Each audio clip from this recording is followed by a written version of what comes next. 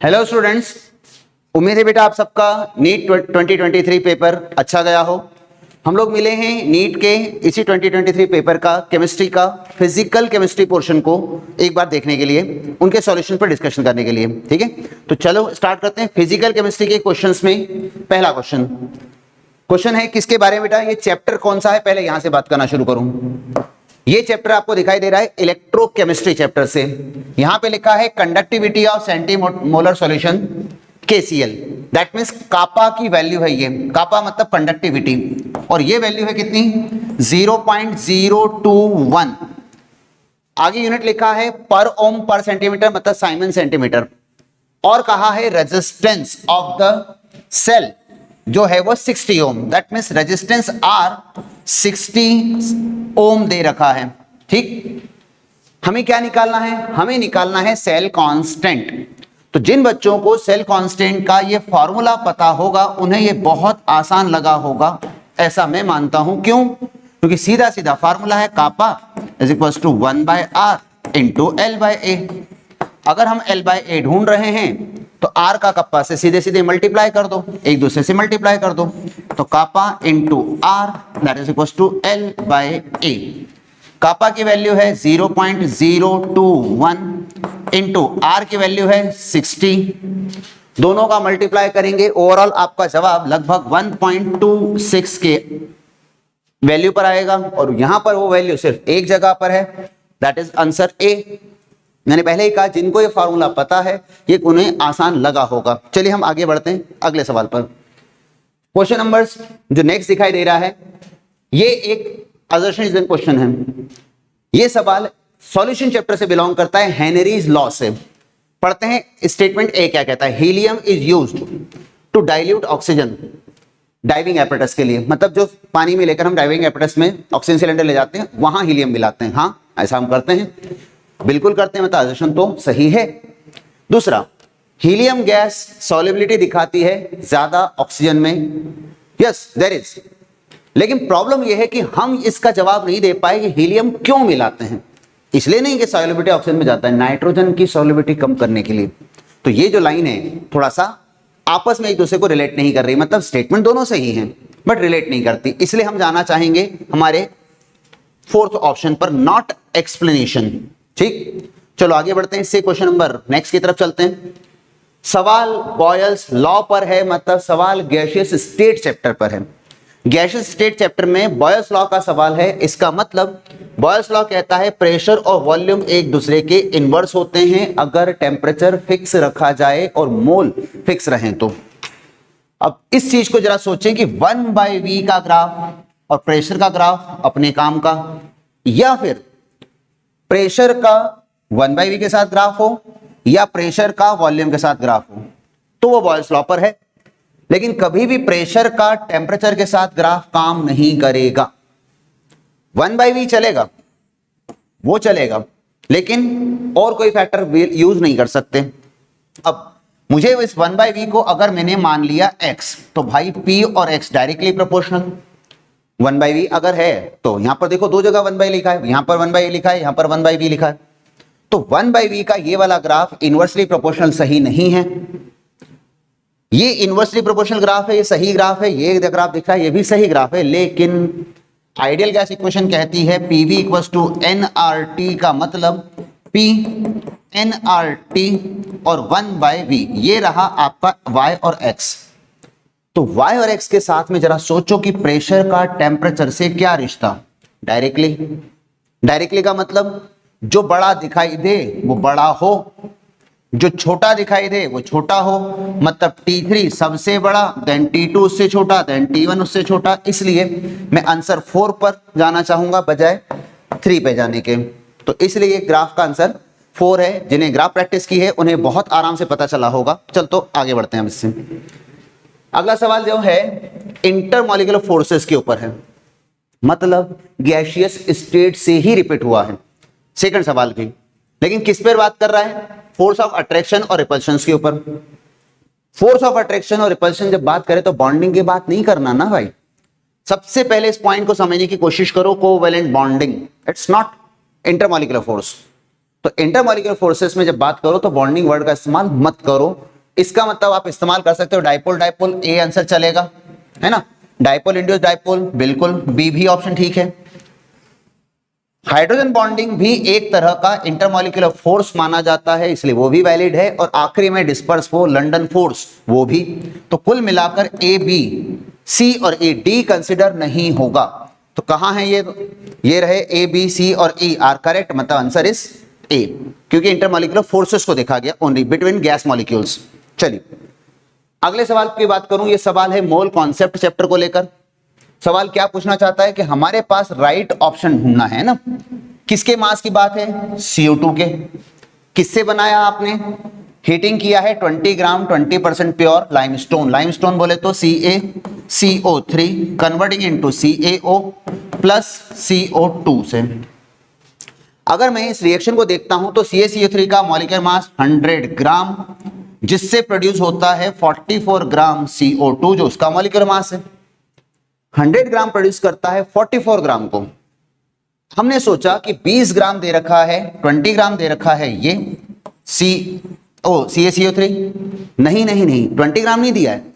उसने कहा इस 20 ग्राम का केवल 20% ही प्योर है। 20% 20 पर मतलब डिवाइड सेंट मतलब 100। तो कुल मिलाकर ये डाटा बना कितना, 4 ग्राम। तो अब लगा दो यूनिटरी कि अगर 100 ग्राम प्रोड्यूस करता है 44 को, तो 4 ग्राम प्रोड्यूस करेगा x को, मतलब 100 डिवाइडेड बाय 4 और 44 डिवाइडेड बाय x। तो x is equal to 44 into 4 divided by 100, तो ओवरऑल 1.76 को समथिंग। तो क्या ऐसा कोई आंसर है? अरे ये तो सामने ही दिख रहा है, दैट इज 4। तो हम इससे आगे चल सकते हैं। हम कैलकुलेशन है बट इतनी लंबी चौड़ी कैलकुलेशन नहीं है, तो चलो इससे आगे बढ़ते हैं। ये सवाल जरूर काफी लोगों को परेशान किया होगा, करना भी चाहिए था क्योंकि थोड़ा कंफ्यूजिंग तो है। लेकिन ये सवाल है इलेक्ट्रोकेमिस्ट्री और थर्मोडायनामिक को मिलाकर। डेल्टा जी का रिलेशन नॉर्मली हम जो लिखते हैं वो इसी तरह से लिखा जाता है, लेकिन हमारे सोचने में टर्म E0 सेल की आती है, राइट। पोटेंशियल अपने आप में हम ज्यादातर स्टैंडर्ड EF की तरह लिखते हैं, राइट। अब ये क्या कह रहा है, ये कह रहा है कि इक्वेशन है, ये बिल्कुल है, इक्वेशन तो है, और उसमें डेल्टा जी की वैल्यू n पर डिपेंड करती है, नंबर ऑफ इलेक्ट्रॉन ट्रांसफर पर तो करती तो है। तो स्टेटमेंट 1 सही सेंटेंस। जो भी समस्या है वो यहां है। ई सेल इंटेंसिव प्रॉपर्टी है, पोटेंशियल है तो इंटेंसिव है। डेल्टा जी जो है वो डिपेंड है मटेरियल्स पर, दैट मींस एक्सटेंसिव प्रॉपर्टी है, तो ये भी सही सेंटेंस है। लेकिन इसने ये कहां एक्सप्लेन किया कि n का डेल्टा जी रिलेशन इस टर्म में कहां से दिखाई दे रहा है, मतलब एक्सप्लेनेशन नहीं दिया। तो इस वजह से ये फिर वापस जा रहा है 4 की तरफ, ठीक है। चलिए, मतलब एक्सप्लेनेशन नहीं दिया। नेक्स्ट सवाल क्वेश्चन नंबर 6 जो सामने दिख रहा है हमें, इसमें हमें ढूंढना है करेक्ट सेंटेंस।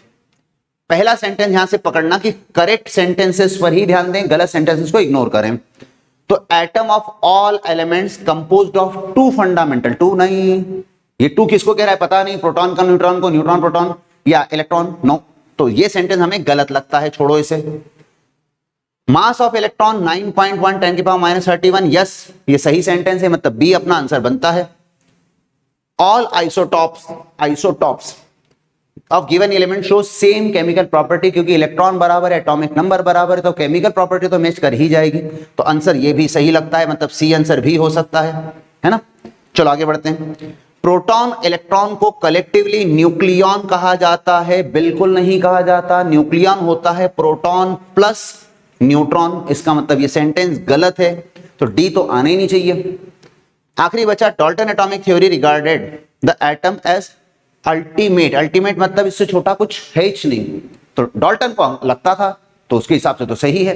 तो अब हमें ढूंढने की हमें 3 सेंटेंस, कहां हम जानते हैं एटम सबसे छोटा नहीं, बट डाल्टन की थ्योरी में तो है, तो इसलिए हमें देखना है बी सी और ई नाम के तीनों वर्ड एक साथ कहां दिख रहे हैं, वो दिख रहे हैं सेकंड में, तो अपना आंसर सेकंड पिक करते हैं। चलिए इससे आगे बढ़ते हैं। नेक्स्ट सवाल केमिकल काइनेटिक चैप्टर से है, साफ साफ लिखा है रेट लॉ, ये रहा। रेट लॉ कहता है R is equal to K, यहां लिखा है A, इसकी पावर में है 2, यहां लिखा है B, पावर में कुछ नहीं तो 1। अब सुने क्या कहता है, ये कहता है कि कॉन्सेंट्रेशन A का अगर आपने ट्रिपल कर दिया मतलब इसे 3a कर दिया इस टाइप से, b को आपने कुछ नहीं किया, छेड़ा भी नहीं, कुछ नहीं किया, कीपिंग कॉन्सेंट्रेशन बी कांस्टेंट, तो रेट क्या होगा जरा सोचो भाई। अगर मैं इसको डिवाइड कर दूं, R1 R2 कर दूं, तो देखो ना b तो पूरा का पूरा खत्म, a गया काम से, k गया, लेकिन 3 की पावर 2 मतलब 9 टाइम्स, तो जो भी रेट है वो 9 टाइम्स बढ़ेगा। तो कहां लिखा है इंक्रीजेस बाय फैक्टर ऑफ 9, तो बिल्कुल आंसर ए बनता है। बहुत इजी क्वेश्चन रहा है, तो ज्यादातर सवाल मॉडरेट या इजी हैं, मॉडरेट भी कम ही हैं। चलिए नेक्स्ट सवाल भी वही केमिकल काइनेटिक्स से रिपीट हुआ, कंटिन्यूस में दिख रहा है मुझे। अब ये कह रहा है कि यहां पर पहला सेंटेंस पढ़ें, reaction can have zero activation energy, यहां साफ साफ वर्ड लिखा है कैन हैव जीरो, हर वक्त नहीं होती लेकिन क्या हो सकती है, यस हो सकती है, हो तो सकती है।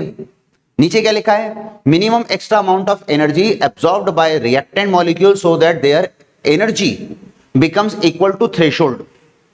भाई अगर आपकी सारी एनर्जी जो है एक्टिवेशन एनर्जी वो वहीं से प्रोड्यूस हो रही है जीरो से, तो हाँ है, थ्रेशोल्ड के बराबर है, तो ये उसकी डेफिनेशन का काम कर लेगी। बट उसके जीरो होने को जस्टिफाई ये नहीं कर पा रहा है, तो अगेन मेरी समस्या वहीं की वहीं रहेगी, सेंटेंस सही है बट एक्सप्लेनेशन ये फिर नहीं दे रहा है, तो इसलिए मैं शायद उस आंसर पे नहीं जाना चाहूंगा। तो आंसर कहां पर दिखाई दे रहा है इसमें, क्योंकि ऑप्शन बदला है ना, इसलिए करेक्ट एक्सप्लेनेशन 4 पे टिक कर रहा हूं, ठीक है। मुझे उसके आगे का लिखा हुआ दिखाई नहीं दे रहा है, यहां तक एंड तक दिख रहा है। 75 जो दिखाई दे रहा है क्वेश्चन में, यहां पर छोटा सा ट्विस्ट है। इस क्वेश्चन में जिसने इस 2 मोल को पढ़ा है वो गलत नहीं करेगा। क्यों? क्योंकि जो रिएक्शन है बेटा, आपको सोडियम इथेनोएट सुनते ही रिएक्शन याद आ जाएगी। सोडियम इथेनोएट मतलब सोडियम एसीटेट, और इसका करवाया जा रहा है डीकार्बोक्सिलेशन, जो नॉर्मली हम करवाते हैं NaOH और CaO से। याद करो जरा, डीकार्बोक्सिलेशन सोडा लाइम वाली। अब इसने CO नहीं बोला लेकिन टर्म को पहचानो, यहां पर अभी खाली सोडियम इथेनोएट पढ़ा, आगे उसने बोला सोडियम हाइड्रोक्साइड और CaO, तो सोडा और लाइम ये आ गया। इस रिएक्शन में आपको याद हो तो बनता था sodium carbonate plus methane gas. अब जिनको जिनको ये रिएक्शन याद है, मीथेन सुनते ही वो 16 ग्राम इसका मॉलिक्यूलर मास पर टिक कर सकते हैं, लेकिन ध्यान रहे क्वेश्चन की शुरुआत में था 2 मोल, इसका मतलब 32, 16 दूना 32, तो आंसर इज 32, ठीक है। चलिए अगले केस में, ये चैप्टर सॉलिड स्टेट का क्वेश्चन है बेटा। क्या लिखा है, 2 एलिमेंट है A नाम का और B नाम का, जिसमें B नाम के एलिमेंट ने बनाया CCP, B नाम का एलिमेंट CCP बना रहा है, इसका मतलब फेस सेंटर क्यूबिक मेंटेन कर रहा है, सभी फेस सेंटर पर और सभी कॉर्नर पर, तो कुल मिलाकर ये बना कितना, 4, B है ना। और A कहां है, इसने कहा A है 1/3 टेट्राहेड्रल।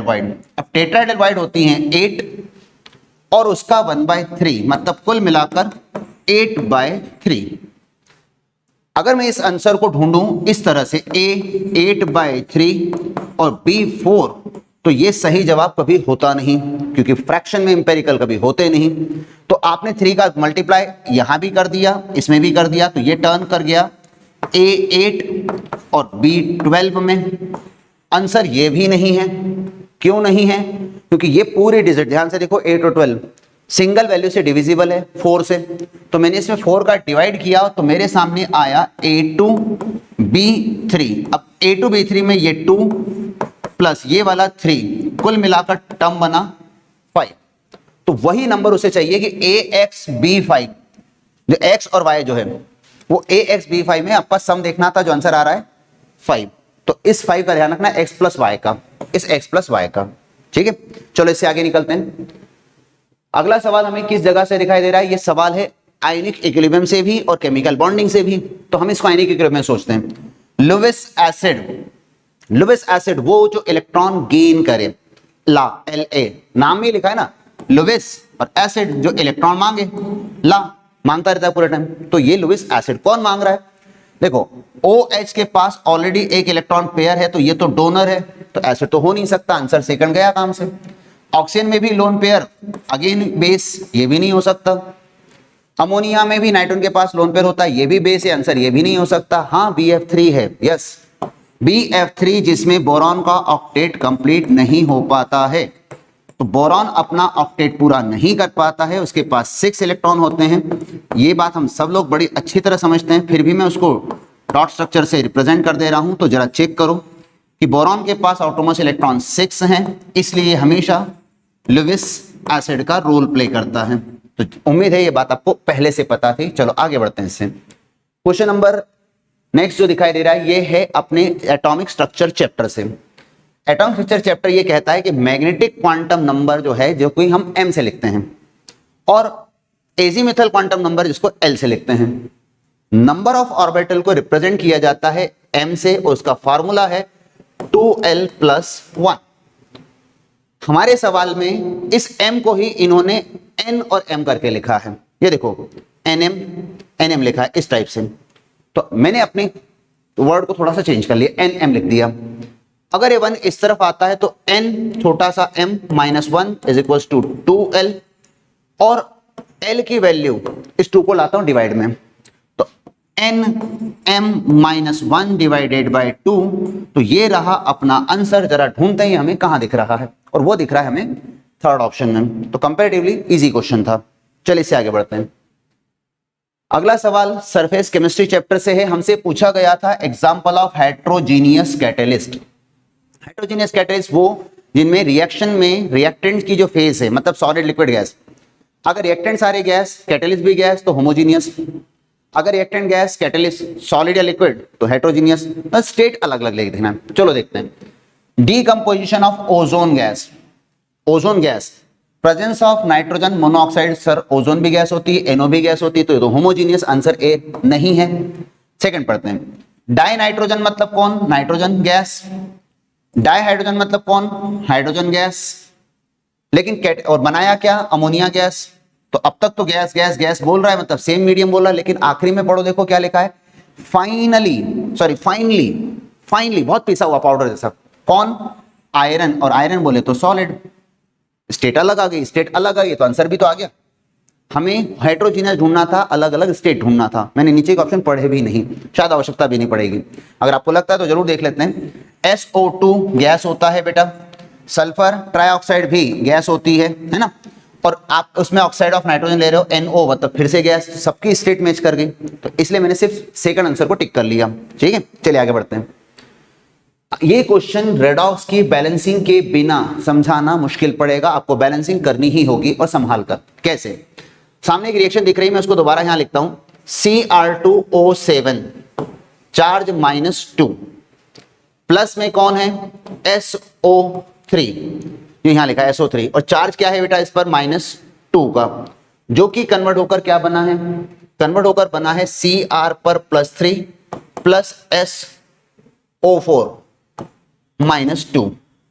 सबसे पहली जरूरत है इसमें ऑक्सीडेशन स्टेट्स को ढूंढने की, क्योंकि यहां पर क्रोमियम का ऑक्सीडेशन स्टेट निकलता है +6, सल्फर का बनता है +4। मैं जानबूझ के सर्कल करके लिख रहा हूं। ये क्रोमियम ऑलरेडी +3 दिख रहा है, और यहां सल्फर पे +6 आता है।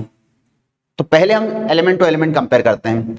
सल्फर 4 से 6 में गया, मतलब 2 इलेक्ट्रॉन का डिफरेंस है, और ये ऑक्सीडेशन है। गलती कहां होगी बताता हूं। अक्सर लोग सोचने में ये मिस्टेक कर सकते हैं कि क्रोमियम +6 से +3 में गया, 3 इलेक्ट्रॉन नहीं, 2 क्रोमियम एटम को 1 से कंपेयर नहीं करना। यहीं पे गलती होगी। ये रिडक्शन है, बट रिडक्शन बाय 6 इलेक्ट्रॉन है। जिन्होंने इसे 3 समझा है, गलत वहां होगा। तो ध्यान से रखना कि 2 क्रोमियम एटम को 1 क्रोमियम एटम से कंपेयर नहीं कर सकते थे। अब क्योंकि इलेक्ट्रॉन यहां 6 और यहां पर 2 हैं, तो क्रॉस मल्टीप्लाई यहां पर 1 का करना, यहां क्रॉस मल्टीप्लाई 3 का करना।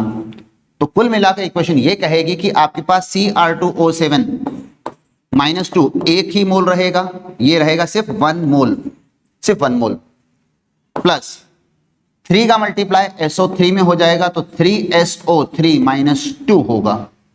तो पहले ये बात क्लियर कर ली जाए कि हमें मिलने वाले जो टर्म्स हैं, देखो इसने यहां A लिखा है छोटा सा, और A की वैल्यू क्या है? 1। ये छोटा सा B लिखा है, इसकी वैल्यू क्या है? 3। तो पहले मैं ढूंढूं 1 और 3 कहां मिल रहा है। 1 और 3 मुझे मिल रहा है सिर्फ ये जगह पर, ये रहा 1 और 3।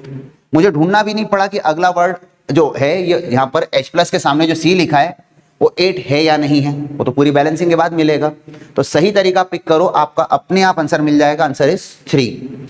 अगर आपको लगता है इसे और बैलेंस करने की जरूरत है तो आप उसके आगे मेंटेन कर सकते हैं, पहले कोशिश करो आंसर सही जगह। और गलती होने का मैंने क्या बताया था, सिर्फ ये चांस, यहां पर जिसने 3 इलेक्ट्रॉन लिखा है वो गलत कर सकता है। चलो इसको थोड़ा और आगे चलते हैं, अगले सवाल की तरफ बढ़ते हैं। अगला सवाल सॉलिड स्टेट से ही है, जरा पहले ध्यान से सुनना क्या बोला, 1 एज सेंटर्ड, सिर्फ एक एज। अगर मैंने एक डिवाइस कोई अपनी साइड से प्लान किया, फ्रंट फेस देखा किसी सॉलिड ज्योमेट्री का, सिर्फ फ्रंट फेस, तो ये होता है आपका फेस सेंटर, ये होते हैं उनके कॉर्नर लाइक दिस, ठीक। तो मैं किसके बारे में बात कर रहा हूं, we are talking about this edge center, edge नहीं, एज का सेंटर। और एज सेंटर पर आने वाला एटम हमेशा 1/4 होता है, बस इतना सा ध्यान रखना है, फटाक से इसका जवाब मिल जाएगा, आंसर इज 1/4, ठीक। तो चलो इससे आगे बढ़ने का सोचते हैं, क्वेश्चन नंबर नेक्स्ट में चलते हैं। ये क्वेश्चन थर्मोडायनामिक्स है और बेहद आसान है, क्योंकि एंथैल्पी का फॉर्मूला ही कहता है delta U plus del NG/RT। इसमें कुछ दिमाग नहीं लगाना है, सीधा फार्मूला ढूंढना है। तो क्या हमें ऐसा कोई फार्मूला कहीं दिखाई दे रहा है, हाँ दिखाई दे रहा है, ये यहाँ पर इक्वल टू नहीं है, ठीक है, ये प्लस ही है सिर्फ। तो delta S equal to delta U plus del NG/RT, तो आंसर इज 4। तो जरा ख्याल रहे हम किसके बारे में सोच रहे थे, डायरेक्ट फार्मूला है बेटा, बहुत आसान सवाल था। चलिए अगले सवाल पे चलें। प्यूमाइस स्टोन, प्यूमाइस स्टोन एक तरह का सॉलिड सोल होता है जिसमें डिस्पर्सिव फेज भी सॉलिड और डिस्पर्सिव मीडियम भी सॉलिड। सरफेस केमिस्ट्री का बहुत आसान सवाल है, तो उम्मीद है ये आपने बड़ा अच्छा किया होगा। एक सवाल और है, यहां पर इक्विलिब्रियम कॉन्सेंट्रेशन दे रखे हैं, किनके, चारों के, ABCD नाम के रिएक्टेंट्स के। तो अगर A, B, C और D इस तरह से डाटा है अपने पास, हमें A का दे रखा है कितना, 2 मोल, ये दे रखा है 3 मोल, C दे रखा है 10 मोल और ये 6 मोल। तो जब आप Kc निकालना शुरू करते हैं तो सीधे सीधे प्रोडक्ट लिखते हैं, ऊपर 10 और 6, डिवाइड में लिखते हैं 2 और 3 रिएक्टेंट। तो काटा पिटी करने के बाद Kc का वैल्यू मिला 10, बहुत आराम से कट गया क्योंकि ये पूरा 6 हो गया, तो बचा 10। लेकिन ये निकला कौन, इक्विलिब्रियम कांस्टेंट। तो अभी तक सवाल इक्विलिब्रियम तक ही था, लेकिन आगे थर्मोडायनामिक से जुड़ रहा है। तो थर्मोडायनामिक में डेल्टा G जो पढ़ाते हैं उनका एक रिलेशन है इक्विलिब्रियम से, माइनस का 2.303 RT log बेस 10 Kc। अब क्योंकि मेरे पास Kc की वैल्यू है 10, ये रही सामने, क्या मेरे पास टेम्परेचर है, हाँ है, क्वेश्चन में 300 केल्विन बोल रखा है, 300 केल्विन ये लिखा हुआ है। क्या मेरे पास R की वैल्यू है, R की वैल्यू मुझे याद रखनी पड़ेगी, लेकिन क्वेश्चन में दे भी रखी है 2 कैलोरी, और मुझे कैलोरी में ही सॉल्व करना है। तो डेल्टा G की वैल्यू माइनस का साइन 2.3 में पूरा नहीं ले रहा हूं, सिर्फ 2.3 ले रहा हूं।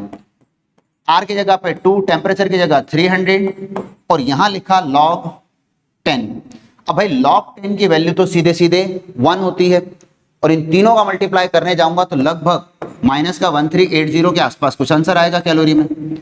तो चेक करूं इसके सबसे क्लोज आंसर कोई है क्या मेरे पास, अरे ये रहा, माइनस का 1381.80 कैलोरी, दैट मींस आंसर होना चाहिए फर्स्ट। तो उम्मीद करता हूं कि आपका पेपर अच्छा गया हो, मेरी तरफ से आपकी हेल्प करने की कोशिश कर रहा था। Thank you so much.